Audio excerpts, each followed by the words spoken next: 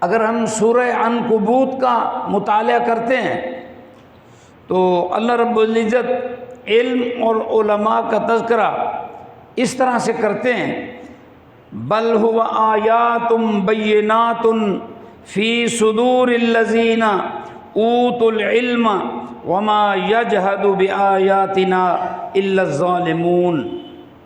ترجمہ یہ ہے، بلکہ یہ قرآن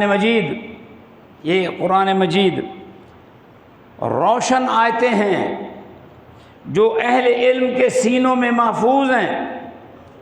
ہماری آیتوں کا منکر سوائے ظالموں کے اور کوئی نہیں ہے۔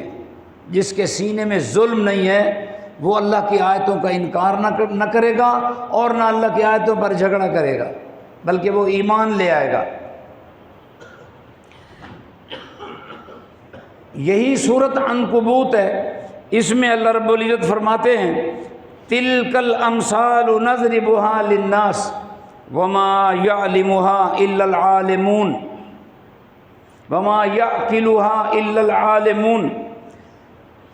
ہم ان مثالوں کو لوگوں کے لیے بیان کر رہے ہیں، انہیں صرف علم والے ہی سمجھتے ہیں۔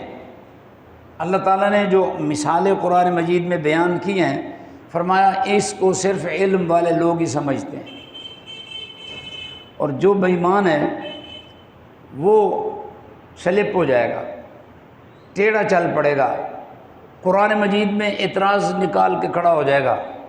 جیسے اللہ تعالیٰ نے مچھر اور مکھی کی مثال دی، انہوں نے کہا واہ، اللہ کا کلام ہو ہی نہیں سکتا، اللہ اتنی بڑی ذات ہے اور چھوٹی چھوٹی چیزوں کی مثال دے رہا ہے، مکھی کی اور مچھر کی۔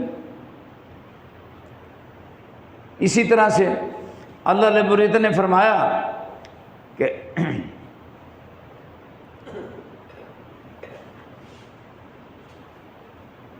کون ہے تم میں سے جو اللہ کو اپنا مال دے؟ تو اس پر بھی کفار نے اعتراض کر دیا کہ محمد صلی اللہ علیہ وسلم کا جو رب ہے وہ غریب ہو گیا ہے، قرضہ مانگتا ہے۔ من ذا الذی یقرض اللہ قرضا حسنا، کون ہے جو اللہ کو قرض حسنہ دے؟